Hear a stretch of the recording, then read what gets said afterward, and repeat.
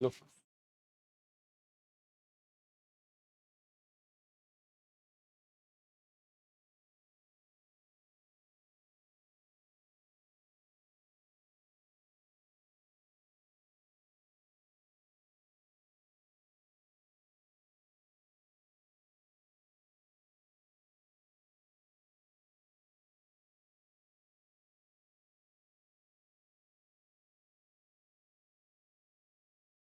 Online students, check your audio.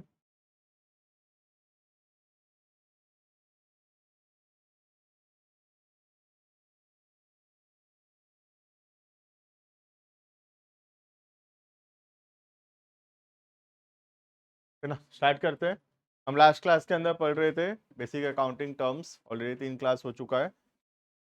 आज के class में लास्ट हम बैड डेट्स पढ़े होंगे शायद, है ना। बैड डेट्स पढ़े थे, ठीक है। Today will start with the next topic which is called as drawings, ठीक है। एक हेडिंग पॉइंट नंबर 12 11, एक टॉपिक पॉइंट नंबर 11।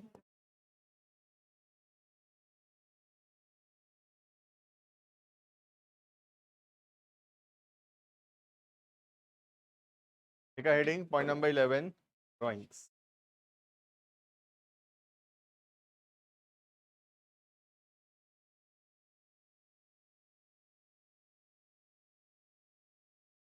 कॉपी बना लो, थोड़ा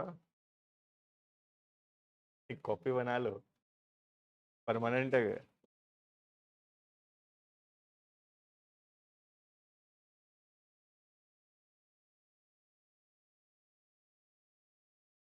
बना लो कॉपी वॉपी ठीक से थोड़ा, है ना। और अगर भाई मैं बोलना भूल गया, फर्स्ट क्लास में बोलना चाहिए था कि छोटा छोटा कॉपी नहीं बनाना। हाँ हाँ, वो ठीक है। मतलब लॉन्ग कॉपी बनाना, रूलिंग, हाँ ये ठीक है।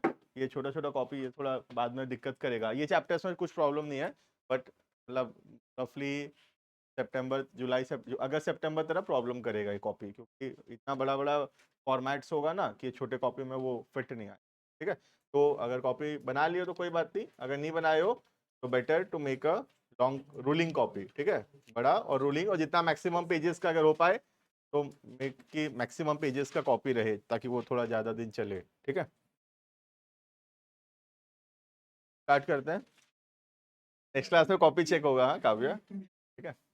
Next heading point number 11 drawings, है ना। What do you mean by the word drawings. Normally तो ड्राइंग्स हम बहुत बार सुने होंगे, ड्राइंग वर्ड, बट जो हम समझते हैं या जो हम सुने का मीनिंग बहुत ही अलग है, और यहाँ पे ड्राइंग्स का मतलब अलग है, ठीक है। ड्राइंग का मीनिंग समझने के लिए एक बार मैं कैपिटल का मीनिंग रिकॉल करा देता हूँ। कैपिटल का मतलब था कि जो बिजनेस है, बिजनेस में मालिक जो पैसा लगाता है, money invested by the owner, money invested by the owner in the business, या anything invested by the owner which has a monetary value is basically called as capital, right। तो याद होगा, कैपिटल का मतलब होता है जो पैसा या कुछ और बिजनेस में मालिक लगाया है का कोई मॉनेटरी वैल्यू है, ठीक है। तो सोच लो एग्जाम्पल के तौर पे मैं एक रेस्टोरेंट ओपन किया, ठीक है। तो आई एम द ओनर, मेरा नाम, मैं हुआ ओनर, ठीक। और मैं जो बिजनेस कर रहा हूँ, सपोज मैं एक cafe open, I have open a restaurant, a cafe I have open, ठीक है। अब मुझे अगर पैसे का जरूरत है, पैसा तो मैं लगा दिया, सोच लो कितना पैसा लगाया, सब मिला के टोटल सोच लो 10 लाख रुपए लगाया और बिजनेस शुरू कर लिया, ठीक है। तो 10 लाख रुपए हो गया बिजनेस में कैपिटल, राइट। अब सोच लो मुझे पैसे का जरूरत है, ठीक है। पे I am in need of some money. मैं क्या किया, बिजनेस में से का जो गल्ला होगा, है ना, गल्ला में से मैं कुछ पैसे निकाल लिया। लेट से I have withdrawn 5,000 rupees from the business, 5,000 रुपये निकाल लिया। इसलिए कोई भी मेरा पर्सनल के लिए, ठीक है। सोचो मुझे गाड़ी में तेल भराना, तो 5,000 रुपया विड्रॉ किया, ठीक है। या फिर मुझे कहीं घूमने जाना है, ठीक है। कुछ भी वजह से मैं 5,000 रुपया विड्रॉ किया फॉर माई पर्सनल यूज, ठीक है। बिजनेस के काम के लिए नहीं, मेरे पर्सनल 5,000 रुपया निकाला। तो ये जो पैसा मालिक निकालता है बिजनेस से अपने पर्सनल यूज के लिए, वो अकाउंट्स के लैंग्वेज में बोलते हैं ड्राइंग्स। क्या बोलते हैं? ड्राइंग्स। तो drawings is just opposite of the capital. Capital means पैसा लगाना बिजनेस, और ड्राइंग्स का मतलब होता है business से पैसा निकालना फॉर एनी पर्सनल, राइट। अब जैसे कैपिटल का मीनिंग सिर्फ पैसा लगाना नहीं होता, या तो हम पैसा लगाए हैं या कुछ और लगाए हैं बिजनेस में का कोई मॉनेटरी वैल्यू है, दोनों ही कैपिटल के अंदर आता है, राइट। सिमिलरली ड्राइंग्स का मतलब सिर्फ पैसा निकालना नहीं होता है। ड्राइंग्स का मतलब या तो पैसा निकाले हैं या कुछ और विड्रॉ किए हैं बिजनेस से का कोई मॉनेटरी वैल्यू है, तो भी हम क्या बोलेंगे? ड्राइंग्स बोलेंगे, ठीक है। जैसे एग्जांपल के तौर पे लेट्स से मुझे एक कोल्ड ड्रिंक कंज्यूम करना था, ठीक है, मुझे कोल्ड ड्रिंक चाहिए था 50 रुपए का। तो मैं अपने ही कैफे से कोल्ड ड्रिंक निकाला और उसको घर ले गया, घर में उसको पिया या यहीं वहीं पे पी लिया, ठीक है। तो मैं बिजनेस में से गुड्स निकाल लिया। ड्राइंग वहाँ क्या है, जो कैफे है उसके लिए कोल्ड ड्रिंक क्या है? गुड्स है, खरीदा है बेचने, ठीक है। तो कोल्ड ड्रिंक में निकाल के खुद कंज्यूम कर लिया या घर ले गया फैमिली में, ठीक है। तो ये जो 50 रुपए का कोल्ड ड्रिंक्स में बिजनेस से निकाल लिया, क्या इसको भी ड्राइंग्स बोलेंगे? Answer is yes, he drawings, right. Drawings का मतलब सिर्फ पैसा निकालना नहीं होता है। ड्राइंग्स का मतलब पैसा, गुड्स या कुछ और विड्रॉ किए बिजनेस से जिसका कोई मॉनेटरी वैल्यू है, that is called as drawings, ठीक है। क्लियर है? जैसे एग्जांपल को, ग्रोसरी का दुकान था, अब घर में चीनी जरूरत है, सोच लो घर में 5 किलो चीनी चाहिए, तो क्या करेगा समझ बताओ? दुकान से तो ले जाएगा ना, घर थोड़ी खरीदने जाएगा कहीं। 5 किलो चीनी दुकान से ही ले जाएगा। ये जो समझ 5 किलो चीनी दुकान से निकाल के घर ले गया, तो क्या बोलेंगे? ड्राइंग्स। समझ में आ रहा है? दुकान में से गुड्स जो है विड्रॉ कर लिया गया पर्सनल। समझ में आ रहा है? या फिर जैसे इलेक्ट्रिक दुकान था, तो घर में एक एसी चाहिए, तो क्या करेगा आदित्य? घर में एक एसी चाहिए तो दुकान से एक एसी उठाएगा और घर में लगा देगा। या एक टीवी चाहिए घर के ड्राइंग रूम में, तो दुकान से टीवी निकाल के टीवी को हाँ लगा देगा, घर में लगा दिया। तो ये जो टीवी या एसी दुकान से विड्रॉ कर लिया, निकाल लिया अपने कोई पर्सनल काम के लिए, इसको अकाउंट्स के लैंग्वेज में ड्राइंग्स। क्लियर है? तो ड्राइंग्स का मतलब कोई भी चीज विड्रॉ करना, या तो मनी या एनीथिंग अदर देन मनी, जैसे कि कोई गुड्स विड्रॉ किया for personal use, that is basically called as drawings. Clear है? तो we can say that drawings is just opposite of the capital. Capital का बिल्कुल ऑपोजिट बात चल रहा है। कैपिटल का मतलब पैसा लगाना है और ड्राइंग्स का मतलब पैसा निकालना है। क्लियर है? अब जैसे एग्जांपल के तौर पे सोच लो मैं बिजनेस में लगाया था कैपिटल 10 लाख, ठीक है। कैपिटल लगाया था बिजनेस में 10 लाख रुपए। अब मैं बिजनेस से विड्रॉ कर लिया, ड्रॉइंग्स कर लिया, बिजनेस से पैसा निकाल लिया, लेट से 2 लाख रुपए, ठीक है। 10 लाख लगाया था, 2 लाख वापस ले लिया। तो अभी बिजनेस में मेरा कितना पैसा इन्वेस्टेड है? इफेक्टिवली 8 लाख रुपया इन्वेस्टेड है, क्योंकि मैं 10 लाख लगाया था, 2 लाख तो ले लिया, राइट। जैसे एग्जाम्पल के तौर पर मैं 10 लाख काव्या को दिया, काव्या मुझे 2 लाख वापस कर दिया, तो अभी मेरा कितना रुपया बचा है काव्या के ऊपर? 8 लाख रुपए। क्लियर है? वैसे ही 10 लाख रुपया मैं बिजनेस में लगाया था, 2 लाख रुपया बिजनेस से निकाल लिया, तो बिजनेस में कितना रुपया बचा? 8 लाख रुपए। क्या मैं ऐसे बोल सकता हूँ drawings reduces the capital? Drawing क्या करता है? कैपिटल को कम कर देता है। ड्रॉइंग करने से पहले कैपिटल कितना था? 10 लाख था। ड्रॉइंग करने से पहले कैपिटल कितना था? 10 लाख रुपए था। और अभी 2 लाख का ड्रॉइंग्स करने के बाद कैपिटल कितना बचा है? सिर्फ 8 lakh, right. So I can say that drawings reduces the capital of the drawing की वजह से का कैपिटल वो कम हो जाता है। फिर ये समझ में आ गया होगा आराम से। What is the amount withdrawn? या तो पैसा विड्रॉ किया या कोई गुड्स विड्रॉ किया बाय द प्रोप्राइटर और partner for personal, personal. Fan on कर फॉर पर्सनल यूज। क्लियर है?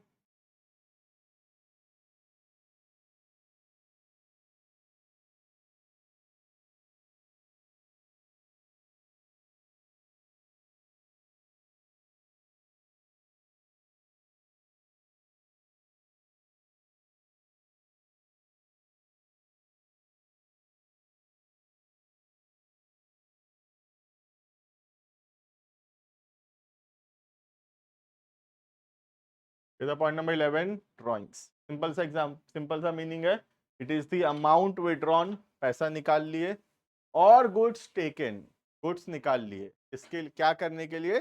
कोई पर्सनल, कौन निकाला है? मालिक निकाला है, प्रोप्राइटर या पार्टनर निकाला है। ठीक है? Drawing reduces the capital of the owner. Drawing से क्या होता है? मालिक का कैपिटल जो है वो कम हो जाता है। क्लियर है? इस एग्जांपल पे 10 लाख का कैपिटल था, 2 लाख ड्रॉइंग्स कर लिया, तो अब कैपिटल कितना बचा? 8 लाख। नेक्स्ट, बहुत सिंपल था ये। नेक्स्ट हेडिंग, नेक्स्ट पॉइंट पढ़ेंगे 12। ठीक है? 12 पढ़ने से पहले हमको एक छोटा सा कॉन्सेप्ट जानना जरूरी है, then only we can read point number 12। ठीक है? ये कोई पॉइंट नहीं है, ये जस्ट एक बेसिक अकाउंट्स का नॉलेज है, कि उसके बिना हम पॉइंट नंबर 12 नहीं पढ़ पाएंगे। ठीक है? देखना ध्यान से, अकाउंट्स हम किसके पॉइंट ऑफ व्यू से बना रहे हैं। ठीक है? क्योंकि देखो पॉइंट ऑफ व्यू के हिसाब से आंसर अलग होता है। एग्जाम्पल देता हूं मैं, जैसे एग्जाम्पल के तौर पे सोच लो, मैं आदित्य के दुकान में गया एसी खरीदने। ठीक है? तो मैं मेरे नजरिए से बोलूंगा, तो मैं बोलूंगा मैं एसी खरीदा, लेकिन आदित्य अपने नजरिए से क्या बोलेगा? बेचा। है ना? सिमिलरली, अभी जैसे मैं यहाँ पे क्लासरूम में हम लोग पढ़ रहे हैं, मैं मेरे पॉइंट ऑफ व्यू से बोलूं तो मैं पढ़ा रहा हूँ, कि मैं तुम्हारे पॉइंट ऑफ व्यू से बोलूं तुम पढ़ रहे हो। समझ में आ रहा है? तो पॉइंट ऑफ व्यू से आंसर अलग है। मेरे पॉइंट ऑफ व्यू से जो स्टेटमेंट होगा, तुम्हारे पॉइंट ऑफ व्यू से स्टेटमेंट अलग होगा। राइट? यहाँ पे हम समझ रहे हैं कि हम जो अकाउंटिंग कर रहे हैं, किसका पॉइंट ऑफ व्यू से हम अकाउंटिंग कर रहे हैं, हम किसके नजरिए से अकाउंटिंग कर रहे हैं। क्लियर है? जब हम अकाउंटिंग कर रहे हैं, अकाउंटिंग में कोई चीज को लिखेंगे, तो किसके पॉइंट ऑफ व्यू से लिखेंगे? मेरे, तुम्हारे, बिजनेस के मालिक के, कस्टमर, इसके पॉइंट ऑफ व्यू से हम ट्रांजेक्शन को लिखें। क्लियर है? समझ में आ रहा है? तो किसके पॉइंट ऑफ व्यू से लिखना। यहाँ पे सबसे कॉमन कंफ्यूज होगा वो ये, हम बिजनेस के पॉइंट ऑफ व्यू से लिखें, हम बिजनेस के पॉइंट ऑफ व्यू से लिखें, या फिर ओनर के पॉइंट ऑफ व्यू से। ठीक है? अभी जब तक मैं नहीं समझाया हूं तब तक ऐसा लगेगा कि एक तो बात है, बिजनेस का पॉइंट ऑफ व्यू और ओनर का पॉइंट ऑफ व्यू एक ही तो बात है। जैसे मैं मित्तल इलेक्ट्रिकल्स के पॉइंट ऑफ व्यू से लिखूं, या लेट से आदित्य के पॉइंट ऑफ व्यू। समझ में आ रहा है हम क्या पढ़ रहे हैं? मैं मां संतोषी किराना के पॉइंट ऑफ व्यू से लिखूं, या फिर समर्थ के, हम किसका पॉइंट ऑफ व्यू से ट्रांजेक्शन को लिखेंगे, हम ये पढ़ रहे हैं। क्लियर है? अब जनरली तो ये पॉइंट ऑफ व्यू सेम ही तो होगा, है ना? लेकिन हर बार सेम नहीं होगा। एग्जाम्पल देता हूं मैं, ओनर पैसा लगाया बिजनेस में। ठीक है? इसको क्या बोलते हैं हम लोग अकाउंट्स में? कैपिटल। ठीक है? तो अगर तुम ओनर के पॉइंट ऑफ व्यू से देखोगे, मालिक के पॉइंट ऑफ व्यू से देखोगे, पैसा जा रहा है, पैसा जा रहा है। और अगर बिजनेस के पॉइंट ऑफ व्यू से देखोगे, आ रहा है। तुम मुझे फीस दिए, तुम्हारे नजरिए से पैसा जा रहा है, खर्चा हो रहा है, पैसा बर्बाद हो रहा है सर, है ना? खर्चा हो रहा है, समझ रहे हो? लेकिन मेरे पॉइंट ऑफ व्यू से कमाई हो रहा है, पैसा आ रहा है। समझ रहे हो? तो पॉइंट ऑफ व्यू इंपॉर्टेंट है ना फिर लिखते समय, कि पैसा जा रहा है लिखूं कि पैसा आ रहा है लिखूं। राइट? तो वैसे ही यहां पर हमको समझना पड़ेगा कि हम बिजनेस के पॉइंट ऑफ व्यू से लिखेंगे, ओनर के पॉइंट ऑफ व्यू। कि जब ओनर पैसा लगाता है बिजनेस में, तो ओनर के नजरिए से पैसा जा रहा है। आज मैं एक रेस्टोरेंट खोला, 10 लाख रुपए लगा, तो पैसा गया 10 लाख रुपया। लेकिन अगर मैं रेस्टोरेंट के पॉइंट ऑफ व्यू से सोचूं, बिजनेस के पॉइंट ऑफ व्यू से, बिजनेस में 10 लाख रुपया आ रहा है। समझ में आ रहा है? तो यहाँ पे हमेशा ये बात याद रखना है कि अकाउंटिंग हमेशा जो है बिजनेस के पॉइंट ऑफ व्यू से किया जाता है, कभी भी अकाउंटिंग बिजनेस मैन के पॉइंट ऑफ व्यू से नहीं करते। Right, we are doing accountancy for Maa Santoshi Rana, we are not doing accountancy for Samarth. समझ में आ रहा है?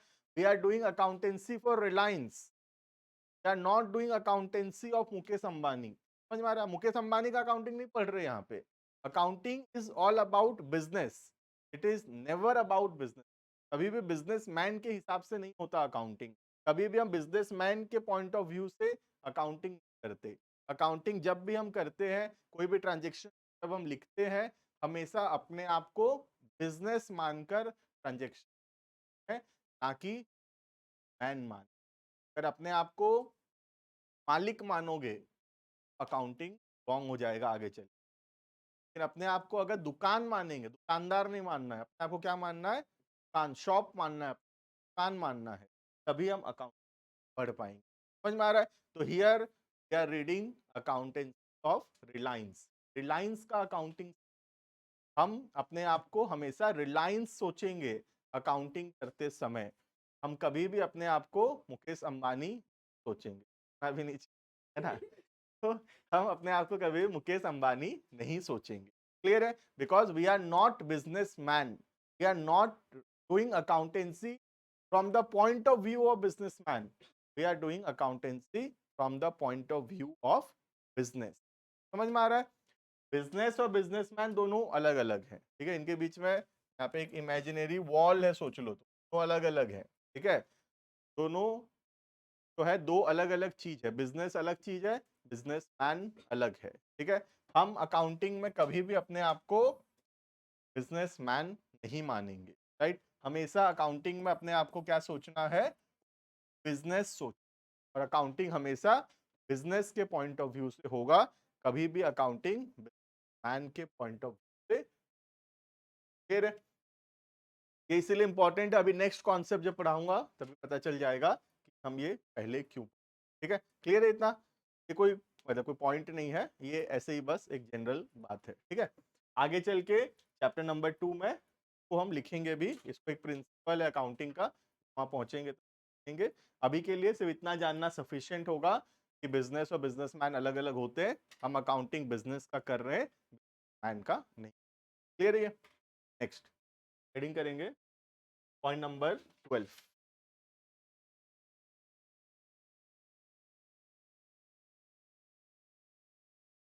Heading point number 12, heading liabilities.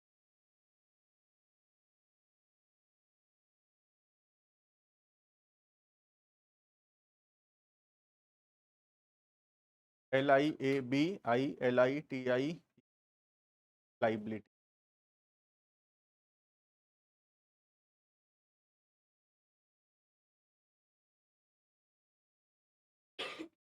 ठीक है, लाइबिलिटीज का मतलब होता है ऑब्लिगेशंस, या हमारा ड्यूटी, या हमको जो पैसा फ्यूचर में देना है, that is basically called as liabilities. Liabilities का मतलब होता है हम पे जो बोझ है, जो पैसा हमको चुकाना है, कोई भी तरीके से हमको पैसा अगर देना है फ्यूचर में, that will be called as liability.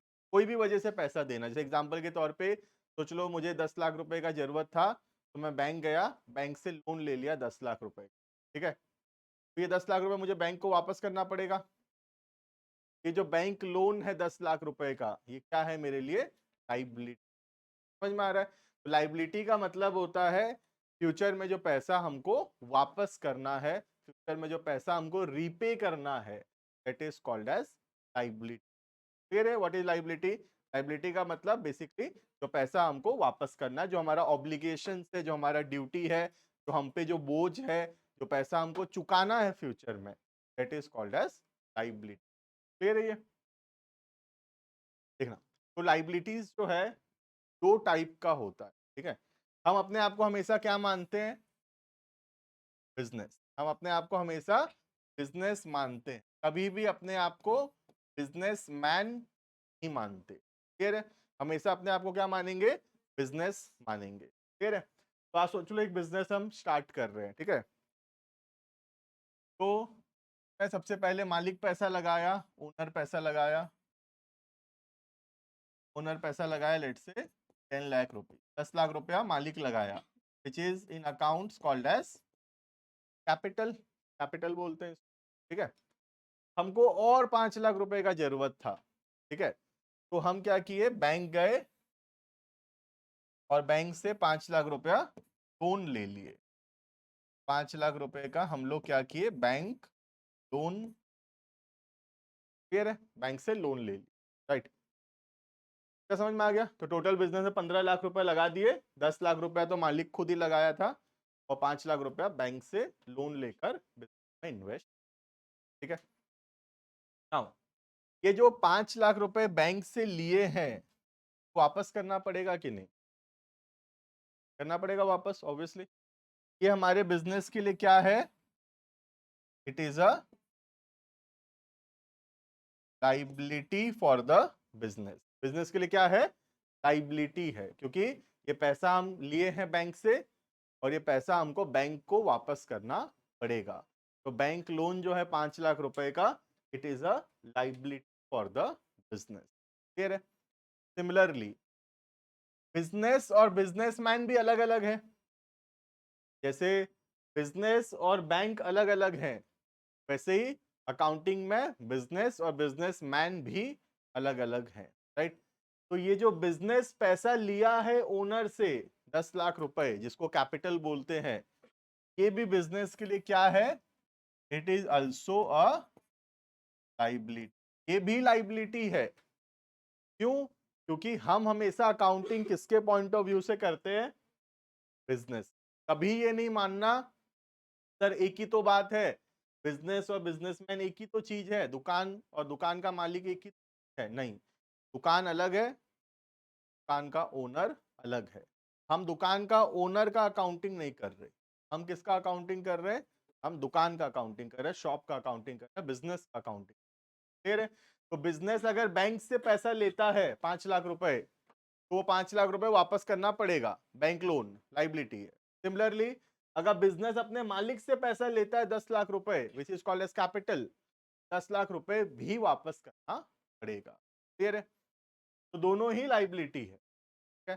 फर्क ये है, वो बोलते हैं इंटरनल लाइबिलिटी, लाइबिलिटी की तरफ है टुवर्ड्स द ओनर, पैसा हमको ओनर को देना है, वो लाइबिलिटी को बोलते हैं इंटरनल लाइबिलिटी।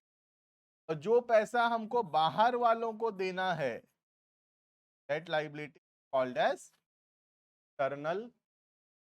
समझ में आ रहा है? तो लाइबिलिटी का मतलब, अब समराइज करते हैं इसको। लाइबिलिटी का मतलब है जो पैसा हमको फ्यूचर में वापस करना है, पैसा हम किसी से लिए हैं या कोई भी वजह से हमको फ्यूचर में पैसा चुकाना है, पैसा वापस करना है, that is called as liability. Liability broadly दो टाइप के होते हैं, हो गया इंटरनल लाइबिलिटी, हो गया एक्सटर्नल लाइबिलिटी। इंटरनल लाइबिलिटी मतलब जो पैसा हमको मालिक को वापस करना है, हम किसका पॉइंट ऑफ व्यू से सोच रहे हैं सब कुछ? बिजनेस, है ना। तो बिजनेस जो पैसा मालिक को वापस करेगा, कैपिटल जिसको बोलते हैं, it is called as internal liability. और जो पैसा हम बाहर वालों को वापस करेंगे, that is called as external liability, clear है। लाइबिलिटी दो टाइप के होते हैं, internal external. Internal liability towards the owner is called as internal liability, and liability towards the outsiders called as external, clear है ये? क्लियर है इतना? Now अब मैं तुमसे क्वेश्चन पूछ रहा हूँ, बताओ मुझे। हम एक टॉपिक पढ़े थे क्लास के अंदर called as creditors. Now you have to tell me what is the difference between creditor and life.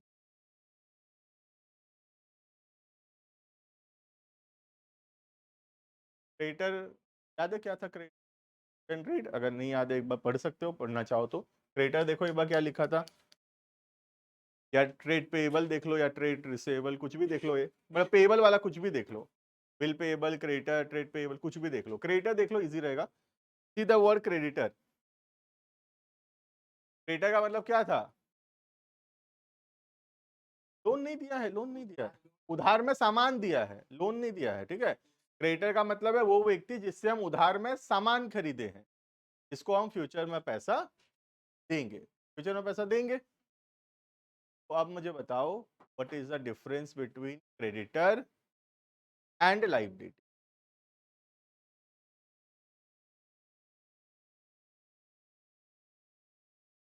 पैसे दिया है, ठीक है, चलो बैठो। और कुछ,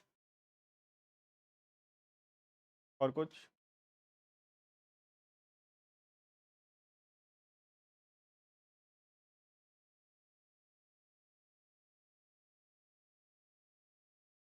ठीक है कि हाँ, बैंक को नहीं लेते, क्रेडिटर में तो कोई व्यक्ति से सामान खरीदे थे उधारी में, ठीक है। ठीक है, इसको छोड़ो, एक क्वेश्चन, एक और क्वेश्चन पूछ, बताना what is the difference between red and colour. What is the difference between red and colour. Red is a kind of color. Red is a type of color, right? Now, what is the difference between creditor and liability? Creditor is a type of a liability. Liability बहुत सारा type का हो सकता है, bank loan, वैसे ही creditor जो है, creditor एक एग्जाम्पल है liability. Trade payable, bill payable, ये क्या है? ये सब एग्जाम्पल है लाइबिलिटी। समझ में आ रहा है?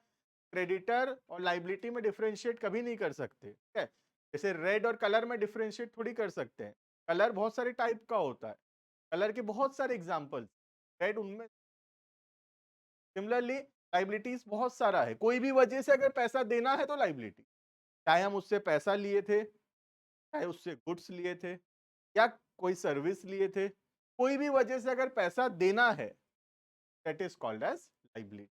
समझ में आ रहा है? अब जैसे तुम एग्जाम्पल के तौर पे तो कोई डॉक्टर के पास गए, चेकअप करा लिए, तो आप डॉक्टर को पैसे दोगे 500 रुपए, ये भी लाइबिलिटी है जब तक नहीं किए हो, कि you have taken the service of the doctor but you have not paid, now it is also a liability. समझ में आ रहा है? तो लाइबिलिटी का सिंपल सा मतलब है कोई भी वजह से अगर हमको पैसा देना पड़ेगा, that is called as liability. Liability का दो टाइप है, इंटरनल और एक्सटर्नल। इंटरनल का एक लौता एग्जाम्पल होता है कैपिटल, एग्जाम्पल होता नहीं है, ठीक है। एक्सटर्नल का बहुत सारे एग्जाम्पल हो सकता है, जैसे कि bank loan, creditors, trade payable, bills payable, ये सब एग्जाम्पल है किसका? एक्सटर्नल लाइबिलिटी, ठीक है। बैंक लोन मतलब हम बैंक से पैसा लिए हैं, ये पैसा हम बैंक को वापस करेंगे। क्रेडिटर्स, हम सामान उधारी में खरीदे हैं, फ्यूचर में पैसा देंगे। बिल्स पेएबल, ट्रेड पेएबल, हम उधारी में सामान खरीदे हैं, फ्यूचर में पैसा देंगे। कोई भी वजह से अगर पैसा देना है, that is a liability. Clear है? एग्जांपल है एक्सटर्नल का बैंक लोन, क्रेडिटर्स, ट्रेड।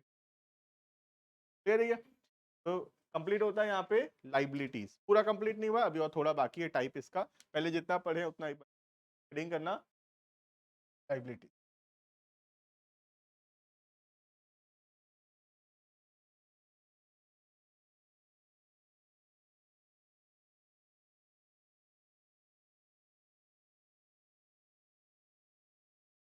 है कि नहीं? नीचे liability means amount payable by the business, ठीक है। The amount payable by the, जो पैसा हमको देना है, हमको मतलब हमेशा किसको माना? हमको मतलब बिजनेस। कभी भी हमको मतलब ओनर मत समझ लेना, पूरा अकाउंट जिंदगी भर अकाउंटिंग में कभी भी अपने आप को मालिक मत, always think self as a business. हम हमेशा अपने आप को बिजनेस सोचेंगे, कभी भी बिजनेसमैन या ओनर नहीं। लाइबिलिटी मीन्स अमाउंट ओड या payable by the business. Liability towards the owner, जो पैसा हमको ओनर को देना है, it is called as internal, क्या बोलते हैं? Internal liability. On the other hand, liability towards the outsiders, liability towards the outsiders is called as external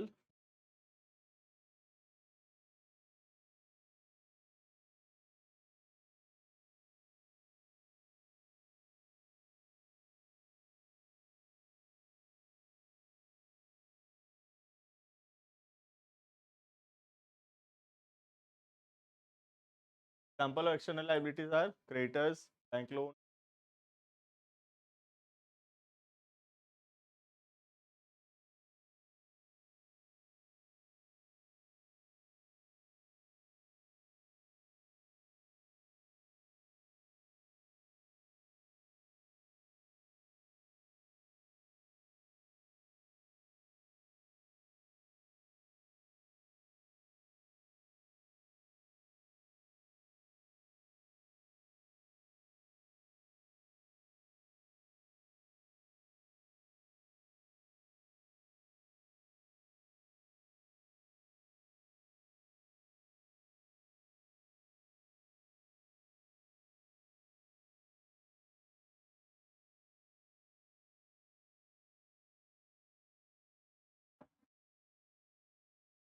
पढ़ लेते हैं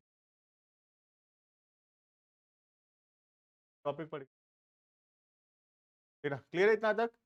तो लाइबिलिटी का मतलब है कोई भी वजह से अगर हमको फ्यूचर में पैसा देना है, अगर पैसा देना है, दैट इज अ लाइबिलिटी। दो टाइप का लाइबिलिटी होता है mainly, internal liability and external liability. Internal liability मतलब लाइबिलिटी टुवर्ड्स द ओनर, जो पैसा हमको मालिक को देना है, दैट इज इंटरनल लाइबिलिटी। और जो पैसा हमको बाहर वालों को देना है, एक्सटर्नल लाइबिलिटी, आउटसाइडर्स को देना है, दैट इज एक्सटर्नल। क्लियर है ये? नाउ एक्सटर्नल लाइबिलिटी फिर दो टाइप का होता है, ठीक है, देखना।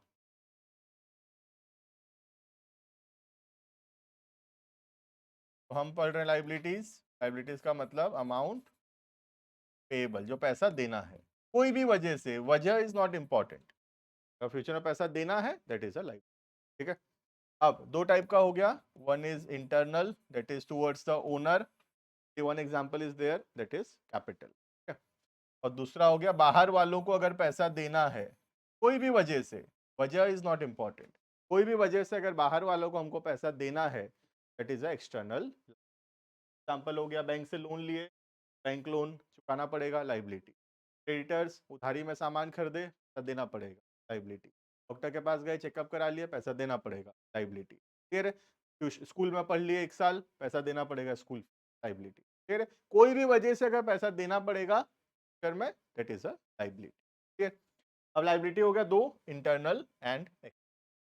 अब ये जो एक्सटर्नल है, इंटरनल इज कंप्लीटेड, उतना ही होता है तो कुछ नहीं। एक्सटर्नल फिर दो टाइप में क्लासिफाई किया गया है, ठीक है। वन इज नॉन करेंट, को बोलते हैं करेंट, ठीक है। नॉन करेंट का मतलब होता है वो लाइबिलिटी जो हमको 1 साल के बाद देना है, ठीक है। जैसे आज मैं बैंक से लोन लिया हूं और बैंक लोन लेते समय बोला हूं कि 5 साल बाद पैसा वापस करूंगा, तो बैंक लोन जो है that is an example of non current liability, ठीक है। वो लाइबिलिटी जो कि मुझे पे करना है आफ्टर 1 ईयर या आफ्टर 12 मंथ्स, 12 महीना या 1 साल के बाद अगर पैसा देना है, that is a non current liability. और करेंट लाइबिलिटी का मतलब होता है जो पैसा हमको देना है विद इन अ ईयर, 1 साल के अंदर अंदर पैसा देना है, that is example of, that is called as current. Example पे क्रेडिटर्स, आज मैं किसी से उधारी में सामान खरीदा हूं, कितना दिन का उधारी देगा वो, 1 महीना 2 महीना का उधारी देगा, नॉर्मली बोल रहा हूँ, 1 महीना का उधारी मिलेगा। Creditor is an example of current liability, bills payable is an example of current liability. लेकिन सोच लो मैं बैंक लोन लिया हूं, बैंक लोन 5 साल बाद वापस करूंगा, तो bank loan is an example of non current. समझ में आ रहा है? एक्सटर्नल लाइबिलिटी दो टाइप का हुआ, non current and current. Non current का मतलब जो लंबे समय के लिए है, मतलब मोर देन 1 ईयर के बाद पैसा वापस करना है, that is non current liability. और जो पैसा 1 साल के अंदर अंदर वापस करना है, that is called as current. रहिए देखेंगे।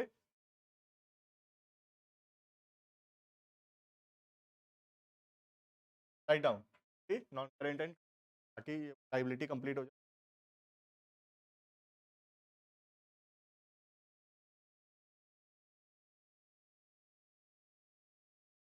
Non current liability, that liability is payable after, payable after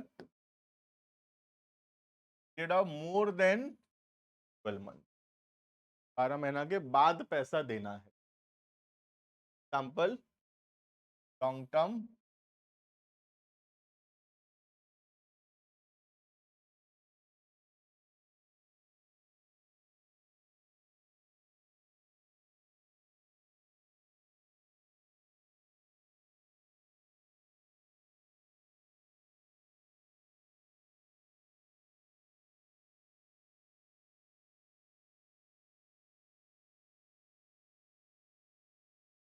current liability pay करना है विद इन 12 मंथ, 12 महीना के अंदर अंदर पैसा देना है। एग्जाम्पल हो गया क्रेडिटर्स, पेबल या कोई शॉर्ट टर्म बैंक लोन।